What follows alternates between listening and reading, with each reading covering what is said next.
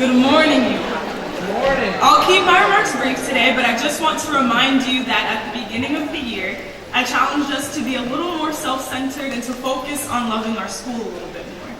I think we've been doing a pretty decent job so far, especially my class of 2018. Shout out to y'all. This homecoming week has been fantastic, so thank you for setting that precedent.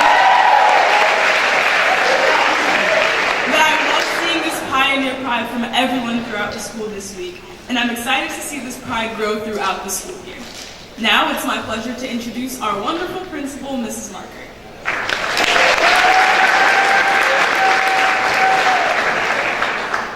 Good morning and happy homecoming. It's an exciting day here. We're very excited to be able to welcome our alumni back. As you know, we have some alumni here today, and we'll have a lot of alumni here tonight, so it's always an exciting time. We have a couple special guests, our superintendent's here, Dr. Wolf.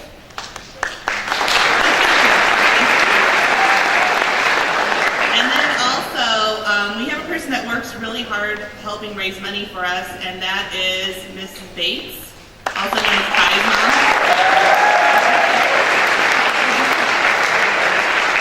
I don't know if you guys know this, but we have a really active alumni association, which is not a normal thing in a high school. Typically, alumni associations are very active in colleges and universities, and all they really do at high school level is usually have the class reunions, and that's it. Our alumni association actually meets once a month here at U High, every single month in the evening, and they plan how they can best support you and help you. So they're very active. They continue to come back month after month after month, year after year after year, because they appreciate their school, they appreciate who you are and what you're doing for our school as well.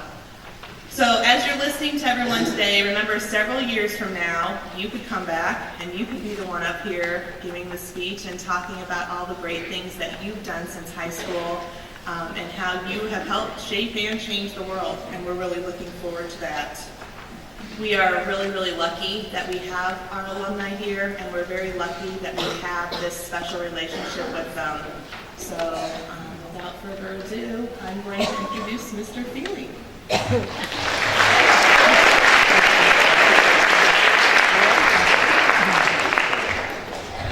Good morning, everyone. I was just here as a student probably like 5 or 10 years ago. So I know that's not true. That joke didn't go with you. So. No, just want to welcome everybody to the University High School Alumni Award Ceremony. It's a great honor for me to be up here and presenting this today. And there's a lot of good alumni, as you'll see throughout the presentation. So my name is Tom Feely, and I'm the chairperson of the awards committee. I'm a 1993 graduate of U High, so it's been quite a while since I was here. But my wife Laura was also a 1995 graduate. I have a son, niece, and nephew that are currently students here, so very proud to be part of the U High family from that standpoint. Very few high schools have a history of celebrating the alumni the way that U High does, and I think that's a very good thing for the school. I'll just give you a little background on the start of today's award ceremony and how it came about. It can be traced back to a fifth quarter event tradition, and that was started by Barb Blunk and Dave Ganaway, both teachers and graduates of U High. And it started after the homecoming football game in 1987. The past graduates would get together and they'd reminisce over donuts and hot cider after the game.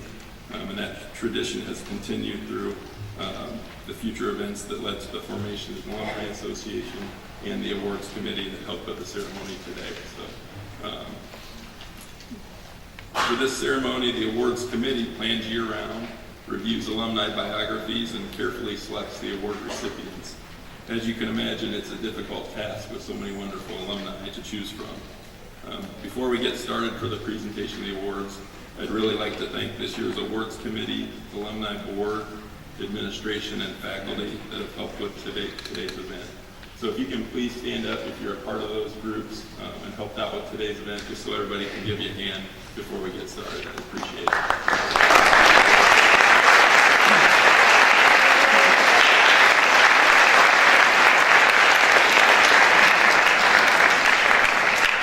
Appreciate all the help that you guys have provided in setting this up today. So now on to the awards presentation. The following Alumni Awards are based on areas of significant leadership and contributions, professional and athletic achievements, and community involvement and volunteer efforts. Our first award is the Friends of UHI Award. Jim Scott became a member of the UHI family in 1957 when he was hired as a teacher and coach. During his time at UHI, he has had many great accomplishments. He started the health program at UHI and taught those classes until he retired. He also started the girls swim program and the boys and girls golf programs. He served as the head baseball coach at UHI for over 40 years, and he coached me while I was here, so it's a great honor to be here. In addition, he was elected as a state representative for the Illinois High School Association during his baseball coaching career. Please help me congratulate the 2017 Friends of UHI Award recipient, Jim Scott.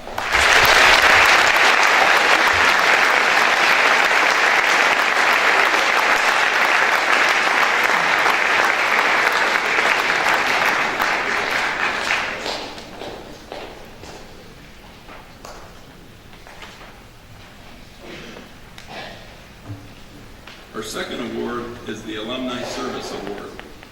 Audrey Navigator graduated in 1945 from University High School. She was the very first homecoming queen at UHI, and she has been an active member of the Alumni Association Board and a proud supporter and participant in the Boosters program. In addition, she has made numerous contributions to the UHI Library. She was also a home economics teacher at Metcalf School from 1972 through 1982 until she retired. At Metcalf, she created the school lunch program and the cafeteria, and ran the cafeteria. So please help me congratulate the 2017 UHI Alumni Service Award recipient, Audrey Navigator.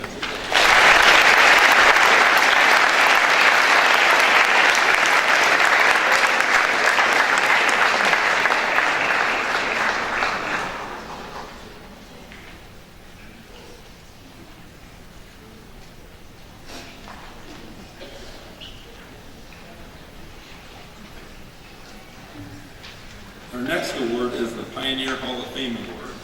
And for this award, we have 3 recipients this year. Our first Hall of Fame recipient, Darren McCartney Lunsford, graduated in 1979 from University High School. She has enjoyed a very successful career in both the legal and judicial fields for over 25 years and is currently practicing law as counsel for Norton Rose Fulbright. In 2015, she was appointed by Texas Governor Greg Abbott to become judge of the 61st Civil District Court in Harris County, Texas. In addition, she was recognized as one of the top attorneys in Texas from 2011 through 2015 and selected as a Texas super lawyer from 2008 through 2015. In 2011, Lunsford was also selected as one of the top 20 winning women lawyers in Texas. Please help me congratulate UHI Hall of Famer Darren McCartney Lunsford.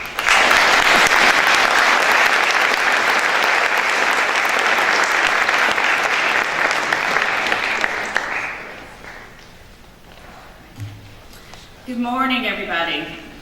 It's funny when you walk in here 38 years ago and 38 years from when I graduated, and I remember how much time I spent in this auditorium in speech and drama classes and competitions. I thought what I would do today is tell you 10 things that I didn't know when I graduated from UHI. So that's the name of this speech. It's kind of I tried to make it a little bit funny so that you all could realize that sometimes things happen to you and events occur in your life and you just kind of go with the flow. And I don't mean the flood that just happened in Houston where I live, because we did go with the flow, although we aren't flooded, so that's a good thing. But just for the record, you don't want to come down anytime soon because it smells pretty bad. So, the first thing I didn't know, one, was that I would ever live in Texas, or that Texas was so big. And it was not full of tumbleweeds, because if you've seen the pictures of Houston, you know it is green and it's a swamp. So, but the one thing we do have in swamps is alligators. And I actually did once see an alligator run across the road in front of me on the highway. I didn't hit it because they are way fast. So, I didn't know that Texas had alligators.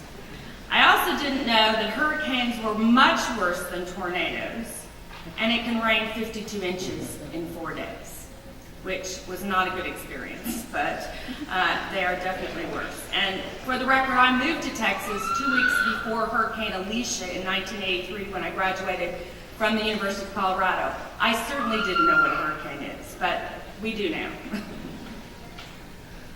I also didn't know that if you're a trial lawyer in Texas, you need a Southern accent. I think for my 10-year high school reunion, I came back and some of my friends up there will remember. They said, "Where did you get that accent?" I said, "Well, I live with a Texan. I have 2 Texas children, and I try cases in Texas, and I do not want them to think I'm from up north." So you have to have a Texas accent. The number 4 thing is you can't remember or you can't believe everything on AOL. My mother, who recently passed away, said one day on the phone, "How come you're on my AOL homepage?" I said, "What do you mean, Mom?" She said, "It says Aaron Lunsford won't give this lady's, this man's heart back to his widow." I said, "Mom, you can't believe that. It was a case where there were some specimens left over from an autopsy, and we found these, and she wanted her husband's heart back. And so she went on TV and said that this lady who represents a hospital won't give his heart back." Well, it was subject to litigation, and we couldn't get his heart back until after the litigation was over.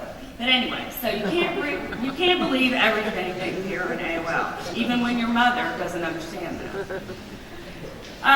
When you work as a lawyer, I represented hospitals and doctors, I still do, and when you work as a lawyer for hospitals, sometimes you're asked to do really weird things, and especially give opinions about whether a search warrant covers something like this.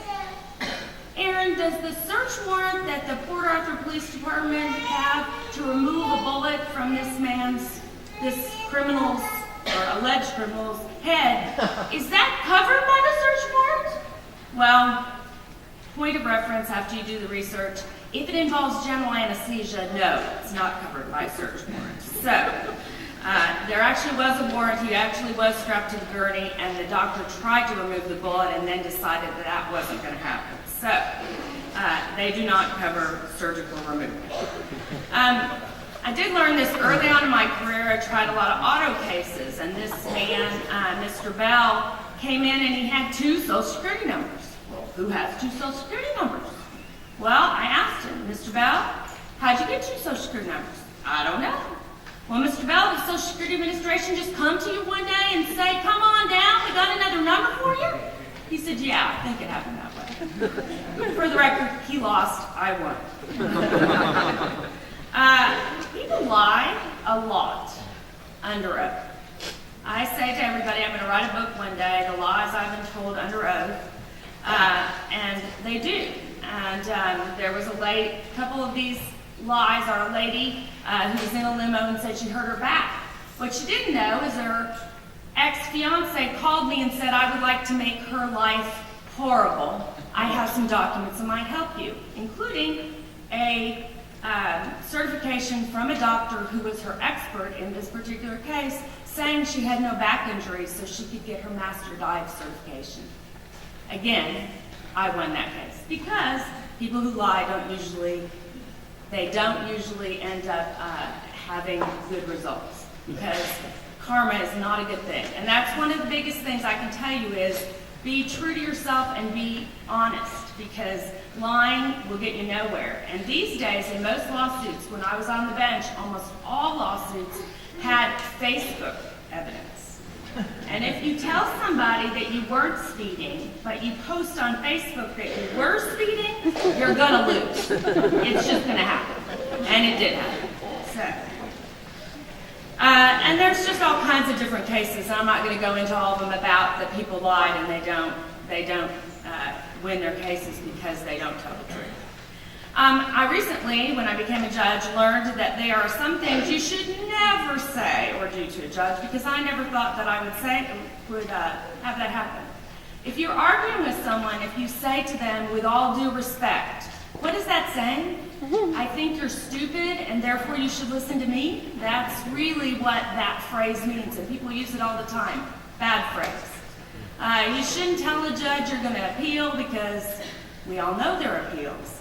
You shouldn't tell the judge you're not following the order, because that's your ticket to jail for a contempt charge. And then yelling or interrupting or that sort of thing. And the best one that my bailiff could not believe is, Judge, if you just read the law correctly, you'd rule for us, I'm sure. That's telling the judge they're stupid too. So the point of this is be respectful and be nice, because being nice actually gets you so many things you can't even believe. And it gets you a great reputation that people will remember forever. And then finally, in Texas, people can sue for just about everything. And I don't know if anybody's ever been to Houston, but we have this big rodeo. And the rodeo cook-off teams, the rodeo barbecue cook-off is huge. And one of my first cases as a judge was when this barbecue cook-off team was essentially getting a divorce and came in to get an injunction because one guy took all the money and took it away and he wanted the team, but so you can really have a rodeo cook-off team divorce in Texas. And finally, what I didn't know is you can go from high school speech and drama nerd to judge in 36 years. Thank you so much.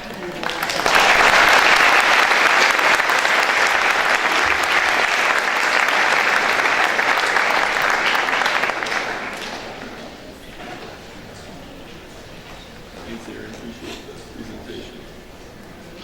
Our second Hall of Fame recipient, Glenn Thompson, graduated from University High School in 1983.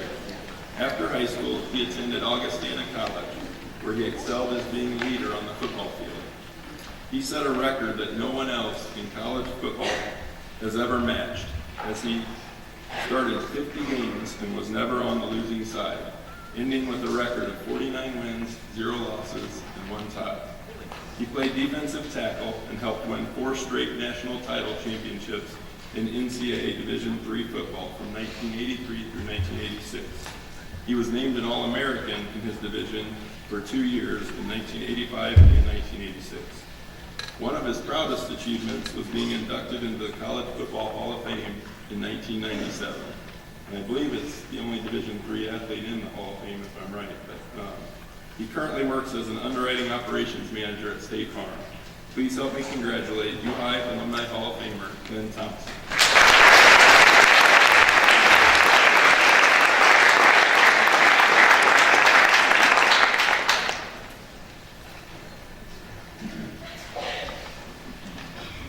All right, good morning. So this is going to be a little bit of audience participation. So what is that? What is it? It's a label? And why would I start a message with a label? What are labels for? What do you use labels for? Cans, right? Labels are for cans, not for people. And so one of the things I wanted to share with you today was a little bit just about labels. And I don't like them, except when they're on cans. Because one of the things you find out, as I did when I was in high school here, and then subsequently in the workspace, is that labels, people put labels on things, and then all of a sudden that kind of limits you. Or it can create divisions among people. You know, well, I am fill in the blank, whatever that may be. Some things are really socially, kind of divide. Like, for example, I used to call myself Christian, and then people are like, "Oh man, that's a loaded word." So now I just say, "Well, I follow Christ." That's an example of something where the label used to mean one thing, and now a label can mean something else. And I've got some really fond memories of being here tonight, and I want to call a couple shout outs to some teachers. So I was an athlete Did you guys hear that? Probably I was in there, football this, and I did that, and I wrestled, and I also did track, and I did those kinds of things. And so, I don't know about what it's like today, but when I was here, athletes didn't necessarily do theater. Like, well, you play football, you don't do plays. And at least that's what I thought. So I was labeled as an athlete, and so I didn't do plays. Well, guess what? There was a teacher, Miss Z is what we called her, Chandra Thomas, when I was here. And she was a teacher of mine, and she came to me and she said, I want you to be in a play. Well, I don't do plays. I'm an athlete. She said, nonsense. I think you should be in a play. So guess what? I was in a play. And I was in 2 of them. The first one, now just so you know, it was a very limited acting career. Okay? So the first one, I had no lines. That's how good I was. I came to find out what they really wanted me for was so I could move the sets. And that's what she initially recruited me for. But then I got better. And in the second play, I had 1 line. And the line was, "He's dead, Joe." That was it. And it was a great play. We went to state. We actually placed in state. But that was the extent of my acting career. So I thank Ms. Stalinsky for seeing beyond. So teachers, administrators, parents, yourselves, be careful with labels. Some of them even have positive connotations to them, but then they limit you.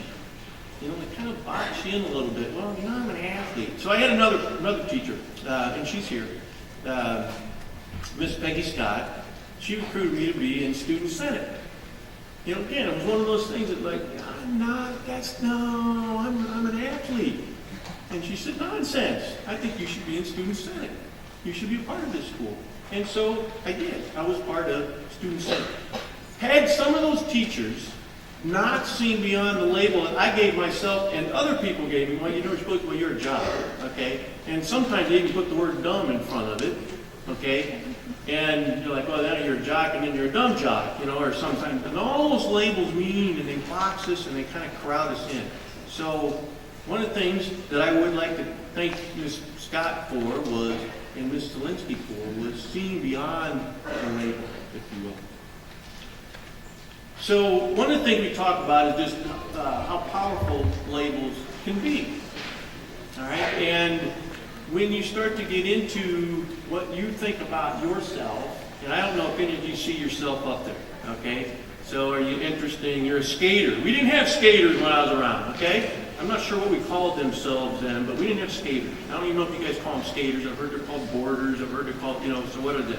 So you're a nerd. Are they still called nerds today? You guys still call them nerds? We didn't call them nerds then. I don't even remember what we called them. Bossy, prep, rebel, conformist, uncool, cool. Cool was always in. Popular was always in. The challenge with the labels, when you start to see what cool is, someone defines cool. And so now you start to look for the pattern. Okay, what do the cool people do? Well, they wear their hair this way. They drive a pickup truck. I saw a bunch of them. I like pickup trucks, don't get me wrong, but when I was walking in here, I saw a lot of pickup trucks. And I'm betting that might be one of those things that cool people do, is they drive pickup trucks. And I like pickup trucks. I've had pickup trucks. Okay? But the idea here is what? You start to get this pattern, and you feel like, well, if I'm going to be cool or popular, I got to fit in that pattern. And I tried that once. So I'll give you an example. So when I was in school, one of the things that people did, they wore these shirts that had little alligators on them. And they were called Izod. All right? Oh my gosh, that was everybody that was cool had an Izod. They also had something called boat shoes. Okay? I don't know if they still do or not, but they did then, and that was big stuff. So I wanted boat shoes and an Izod. All right, so I got one. I got my parents are like, whatever. Okay, son. So I got it. Well, guess what? I have big feet, and they make narrow shoes. So I was really uncomfortable. And you saw, so I wrestled and played football. I was a little big. Well, the Izod was made for like a midget. So, I was like this, but I was cool. My feet hurt. And the shirt was about ready to bust out, and so it's like, why am I wearing uncomfortable clothes? Because that was the pattern. Someone decided, I don't even know who decided that. Obviously they weren't an athlete with big feet and shoulders. Because otherwise they wouldn't have been wearing high sides and boat shoes because it didn't fit. So be careful of the pattern. Break out of that pattern. Think about the pattern. And everybody wants to be, well, that's what I want to be. Even if you want to be, well, that's the pattern, I'm going the other way. If that's the pattern, I'm not going to wear my hair that way, I'm not going to wear my clothes that way. Why are you doing that? Because I don't want to fit that. All right, well, then you get labeled what? Well, you're a nonconformist, you're a radical, you're a rebel. We had all those people there too. So be careful with that. So I'm going to give a shout out to my parents. I'm going to ask you to do one thing for my parents. I'm going to ask you guys to clap for them when I get done, okay? So my parents, they're here, and I love my parents. One of the things they did was they gave me a label. Only one. One label. And you know what it was? Son. That was it. They never labeled me as doing this or doing that, thinking I was or thinking I wasn't. It was just son. So I want to call a shout out to them, and if you guys would, just help me thank them for that.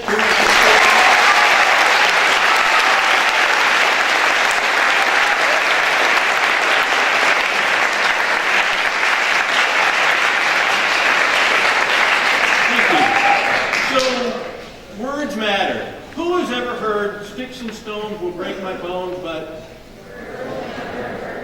you guys are going to get good grades, and I bet you're going to score well on your SAT, and that's impressive. So, you know what? Whoever said that is a liar.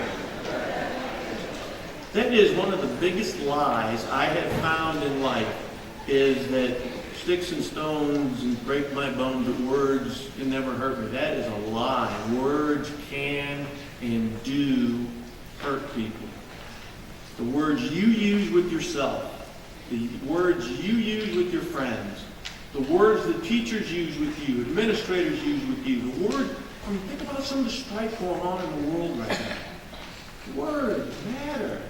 So be careful with those words. Words for yourself, words for your friends. Thinking about that, okay? Just because you are an athlete or a thespian or a musician, that's maybe what you are. That's not who you are. Who you are is so much more and so much different. All right? So, I'm going to leave you with a few questions. One of them is I want you just to ask yourself these silently or today or tomorrow or later or whatever. Just do you label yourself? Do you let others label you? Well, someone told me I was dumb. Someone told me I was a fill in the blank. Someone told me I was a loser. Someone told me I was a skater. Someone told me I was a nerd. I was a fill in the blank. Okay? Do you consider what the label might be doing? Both the one you're giving and the one you're receiving, or the one you look in the mirror and give yourself? Is it helping you grow? Is the label keeping you from bringing your best self? And one of the things, as I'm closing here, some of my best memories at UHI were being around people who were comfortable being themselves and experimenting and enjoying different things. Some of the most fun people that I had were actually in the theater. They were hilarious people. I would have missed out had I let that label kind of box me in and say and tell. But people being comfortable with themselves and then being comfortable with the people that they're around. So you're a little different. I might be a little different. You might like something. Someone else might like something else. You know what? That's okay. That's great. That's wonderful. You don't have to necessarily conform to something that someone else decides. So here's the last participation and I'm done. All right? So first we're going to do one. Everybody's going to say, I'm more than a label. I'm more than a label. Very good. You guys are really going to do well in your classes. And now I want you to turn to the right or the left and say, you're more than a label. All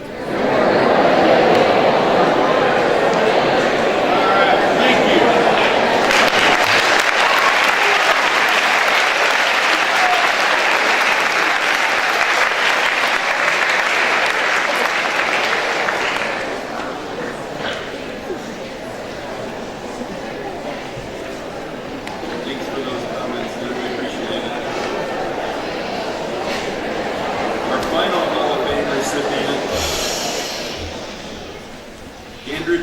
Scully graduated in 1997 from University High School.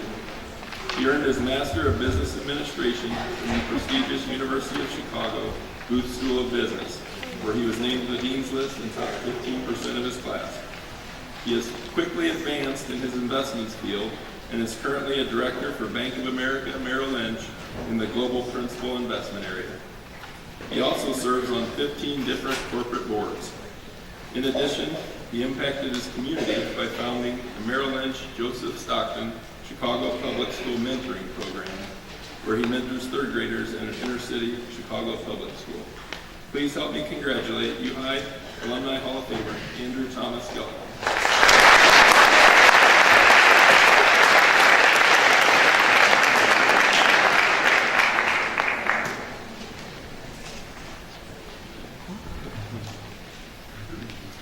Good morning. It's great to be back at UHI. I'd like to thank the Alumni Association for such an award. Really humbled by this and very flattered. It's a very deep pool of candidates, as you can see from everyone here today. And I don't think I deserve it, especially when you consider they're candidates from my graduating class of '97. So thank you very much. I think the last time I was actually in Stroud was for class night. It's also where my journey began, like many of you today, freshmen who still come through here and start at class night. I still remember the time learning about the Elgin marbles and how unique they were. Later in life, I was able to actually see the originals in the British Museum in London and see the Parthenon in Greece where they used to line the facade. I was there with my wife and I was telling her how my school had the few unique casts in the world and how unique and great this school is. As students, you really are lucky to be going here, as you can see from everyone before you are talking about how great their experience was. So make sure you enjoy it as much as you can. But I'd be remiss if I didn't acknowledge that my successes in life were not without failures or challenges. And I was not able to overcome those without the help of teachers and classmates here. And besides, it's probably a bit more enjoyable for you to hear about my blunders and hear about my successes. Take, for example, my first time on the debate team. I was so poorly prepared that the debate was stopped and my opponent helped me with my argument. Clearly, obviously I lost that debate. Later, with the help of Dr. Nyland, I honed my debate skills, much to the chagrin of my family members, and actually use those skills in my daily life and in my job. And another example, I was a diver on the swim team. I had actually no business being on the diving team. I was so bad, my sister had the legitimate concern that I was going to injure myself. With the help of my two coaches, Michelle Hoffman and McLean, I actually became a well-respected diver and eventually earned a scholarship to dive in college. I ended up not diving in college, but nonetheless, I learned about perseverance and never give up, which helped me eventually run the Boston Marathon, be part of a Guinness World Record team that broke the 5K by 100 relay.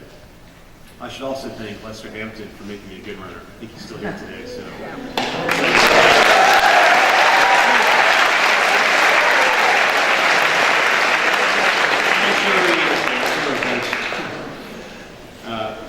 My senior year, I decided to take AP Chemistry. I was by far the weakest student in the class, but I really wanted to learn about this area. Professor Holbert assured me that as long as I tried and applied myself, I'd do fine. That was true, and today I still use his problem-solving process when I come across challenges that I'm not sure how to resolve. In addition, I'd like to thank Mrs. Klesson and Ms. Scott. It's the second time I heard about Ms. Scott tonight, so you can tell she was a great influence on many people. I don't have a lot of notable blunders at this point. You can see by the time I was a senior at the class when I was learning. But I want to show my gratitude to them for helping them enlighten me and also to understand wonders of the world. They also helped me learn how to write. In my profession today, I generally every day write about investments. And little did I realize that learning how to write properly will take you very far in life. I also want to thank my wife, Nicole. Part of this award recognizes recent accomplishments, and I would not have been able to achieve what I have later in life without her help and support. Plus, I have more goals to pursue, so I'm sure she'll enjoy the ride. Lastly, of course, parents. This is actually the second time I've gotten an Alumni Award, and I'll try not to probably get to the last time. But without their sacrifice,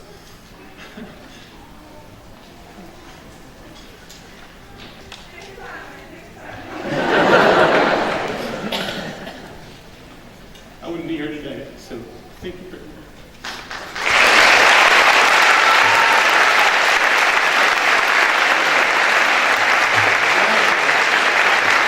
Here's what's really important for you, okay? This tag's on a woman's side. And this is really what makes UI really cool. And I don't think I can really, I can admonish you guys to really pay attention to this part. The rest of the stuff's, fun. But UI is really a great place for you to come and learn. You can make all the mistakes in the world where you want to without any inhibitions. And making your mistakes now is less costly than later in life. You should learn as much as you can about as many things as you can. And don't be afraid to try, whether it's academic, athletic, or social. And the best way you can experience and enjoy life is by testing your limits and going out and trying new things. And that's really what I want to leave you with, is not to be afraid of failure. Thomas Edison said, I didn't fail 1,000 different times in making a light bulb. I just learned 1,000 different ways how not to make a light bulb. And that's very appropriate. And I think this quote appears from a book called The Triple Package. It reviews how groups of people, regardless of demographic, are successful in life. And I'll read it to you, but please read it along with it, and I hope you guys really take this to heart. A life that doesn't include hard-won accomplishment and triumph over obstacles may not be a satisfying one. There's something deeply fulfilling, even thrilling, in doing almost anything difficult extremely well. There is a joy and pride that come from pushing yourself to another level or across a new frontier. A life devoted only to the present, to feeling good in the now, is unlikely to deliver real fulfillment. The present moment by itself is too small and too hollow. We all need a future, something beyond and greater than our own present gratification at which to aim or feel we've contributed. I wish you all much success in life, and I thank UI for all the opportunities it has given me. Thank you.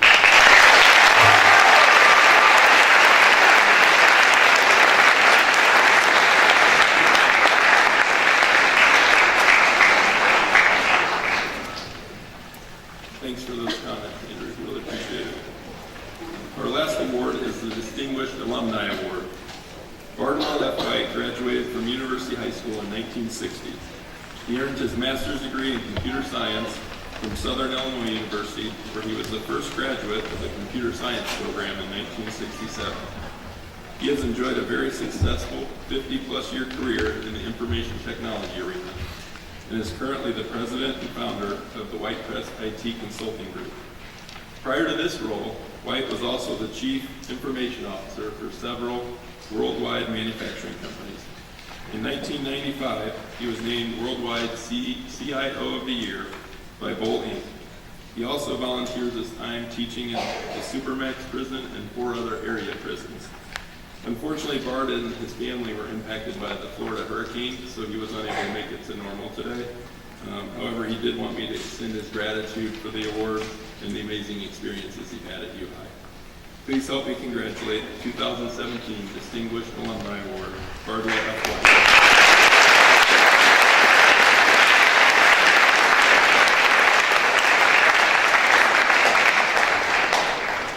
Again, on behalf of the Alumni Association and the Awards Committee, we want to congratulate all the award recipients one more time, and we also thank everyone here today that makes it happen. So thank you guys as well. We appreciate it.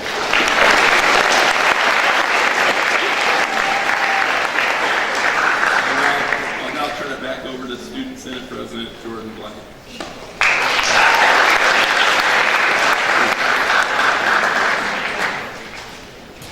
Okay, can we have one more round of applause for our wonderful alumni?